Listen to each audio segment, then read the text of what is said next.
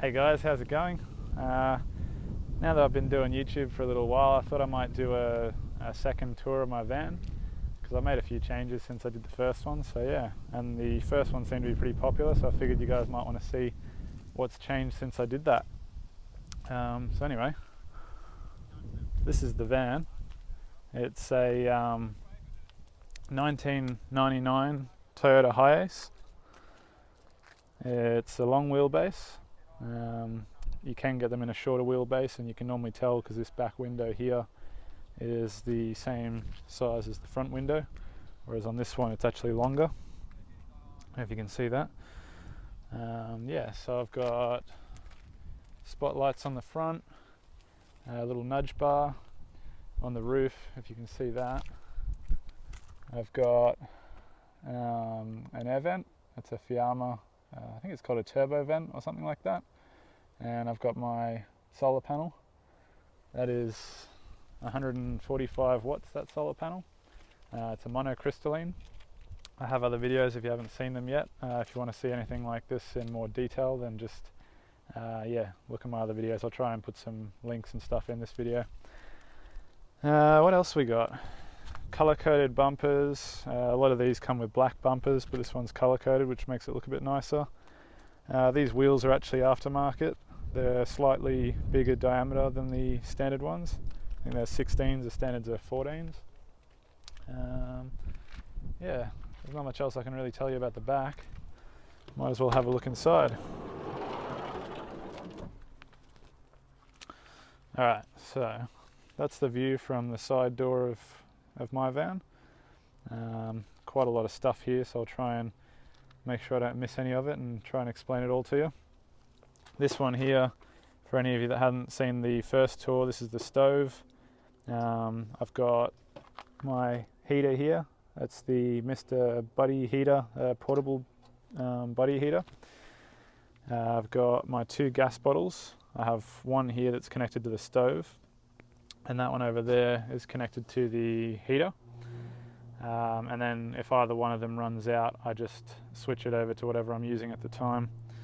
I can show you the stove. I just have a bungee cord over it to hold it in place so it doesn't bounce around and rattle. So you just lift that up and lift this side up too, and then this kind of hooks in to these, and that gives you like a splash guard. I just keep that in there to stop them from rattling, because if you don't have something in here, they actually rattle against this. So it's a 2-burner here, and then you've also got the middle one, which is the grill. I don't know if you can see under there. There's this bit here, so you can actually cook toast and things like that on it. I really like this this stove. The only thing that I would say that it could do with is a self-igniting switch or something, because at the moment the only way you can light it is by using matches, which is okay. It's not like a big deal, but it's the only fault that I could come up with for it. So that's the stove. Most of you will know about these buddy heaters. They're obviously the most popular heater in this sort of lifestyle. So I got one of those as well, and I gotta say it's perfect. You know, I had a cheaper one before this, and it just malfunctioned and was really dangerous. It uses the little canisters. They look like a spray can, and you just pop them in the back. Whereas this one is designed to be used with the bigger green canisters, or you can get this line and connect it straight to a bigger gas bottle, which is what I do, because I prefer not to waste things. I don't like to just throw away canisters afterwards. I'd rather just refill something, and also the bigger can lasts a lot longer. Yeah, I've got it mounted off the ground, so yeah, there's not much chance of it setting fire to anything. It's near the door, because a lot of the time when I use it, I'll have the door just cracked a little bit just to let some fresh air in, or at least that's what I did before I got my my vent and my rear ventilation, which I'll show you in a minute. And this is my vent.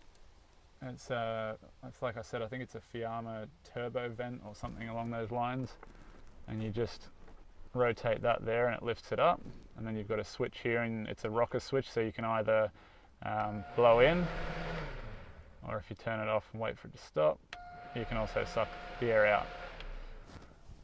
It's pretty awesome. It's I wanted a Fantastic fan, but I couldn't quite afford it at the time, and the Fantastic fans are also about 2 inches bigger, which to me seemed a little bit overkill for this van, being that it's only a small panel van. So I found this one, I think this is a 12 inch maybe, and it turned out to be perfect, and I'm actually probably happier with this than with a Fantastic fan in this particular van, for the price anyway. I mean, the Fantastic fans seem to be the best on the market as far as what I've seen. So yeah, that's I also use that when I'm cooking. I put it on the I switch it so that it sucks the air out, and it just works like an exhaust fan, and it's perfect. If you can see from where the stove is here, you got that, it's almost directly above it, but basically the fumes, when they go up, they just go straight out, and it works awesome. Also on the fan, something I have to come outside to show you, I've rigged up this, which is a speed controller, so I can actually control the speed of the fan, because as they come, these ones, they're not like the Fantastic fans where you've got the different speed settings. They just have the one speed, and it was like the name suggests, it was like a turbo fan. Thing was crazy. So I can turn it down a bit with that, which is really good. Oh yeah, I've got fire extinguisher here.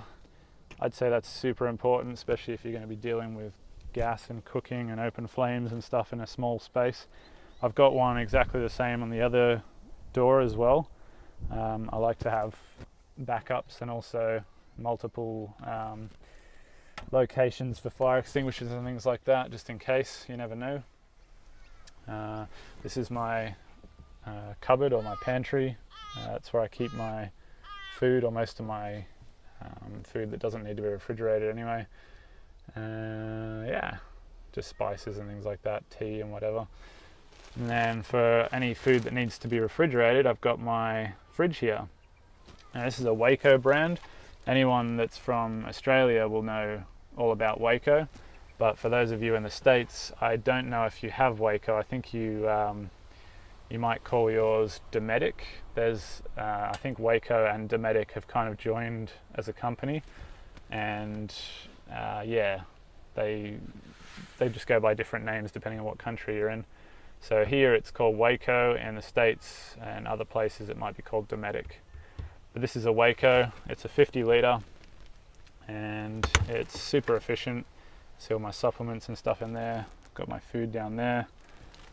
The little light comes on when you open it up so you can see what you're doing. And then around the back here, we've got a temperature gauge, and you can control the temperature from there. I have it locked to the chassis of the vehicle, as well as other fixing points that you can't see. It just makes it that much harder to steal it, basically. Not that people steal fridges a lot, but you never know. I like to just be nice and secure with my stuff.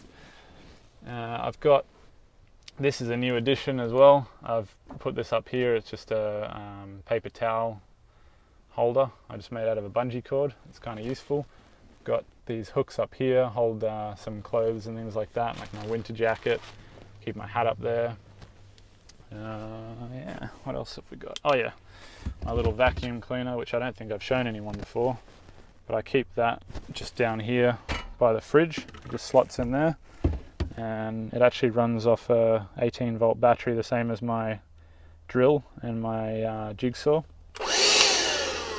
And yeah, you can empty it and whatever. There's no bags or anything for it. Just, it's perfect for this little space here. Something else that I've added since my last tour is this little net here. So it's just screwed in with a little frame, and I use that to store my soap and detergent, as you can see.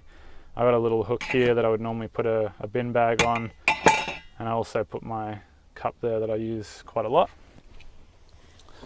And then onto the sink, or the kitchen area as I call it, This is my sink here.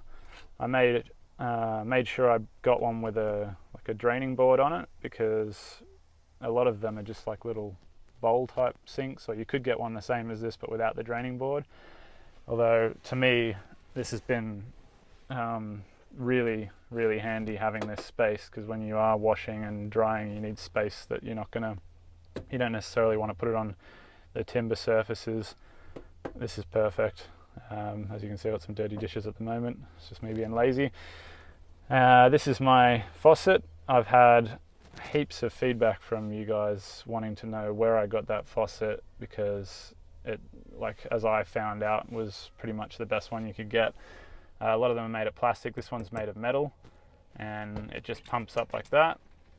I did have a plastic one in there before, as I said in my last tour video, and it was so stiff when you tried to pump it that when I was pulling it up one day, I pulled the whole tap out of here and broke the thread and everything on it. So I got this one. This is from Kamek, which is available in Australia, but I don't know that you can get them in the States. And I have looked, because when I was building my Amazon store, I tried to find if I could get this tap for you guys, but they don't have it on Amazon. It seems the only place I've ever seen it was in Kamek.